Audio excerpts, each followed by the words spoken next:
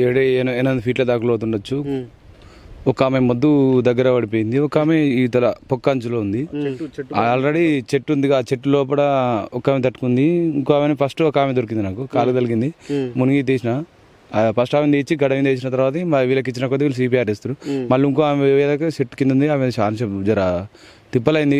చెట్టు కింద ఒకసారి తీసి మళ్ళీ గురించి రాలే, మళ్ళీ దమ్ తీసుకొని మళ్ళీ పోయి తీసుకొచ్చి వీళ్ళకిస్తే సిపిఆర్ చేశారు.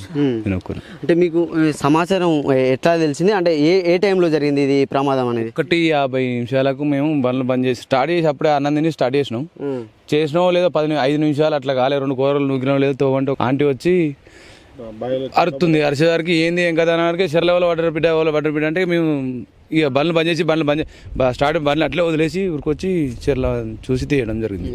అంటే పాప ఎంత లోతులో ఇరుకుంది, ఏమన్నా చెట్టు గిట్లా ఇరుకుంది ఎట్లా పాప మరి లోపల? అలాది ఆల్రెడీ ఆల్మోస్ట్ అయిపోయారు సార్. ఇప్పుడు లాస్ట్ చెట్టు దగ్గర 2 లోపలికి పోయినరు, వాళ్ళు నీళ్ళు ముంగేసి ఆడుగులో పట్టేసినారు.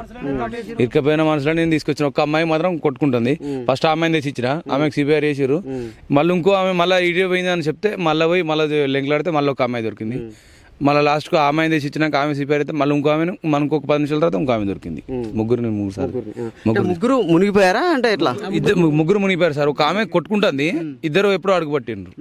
ఇద్దరు అయితే కనవాలేదు సార్, ఛాన్స్ ఎప్పుడు దొరికింది. ఇద్దరు మొత్తం ముగ్గురే దిగిరాలకు 5 దిగిరు సార్. మొత్తం చిన్నపిల్లలు ఏమో గడ బరివాతలు ఉన్నారు. వాళ్ళు లోపలికి పోయేసరికి వీళ్ళు ఉరికొచ్చిండ్రు. ఇక మిగతా 3 లోపల ఉన్నారు సార్. 5 పిల్లలు. 5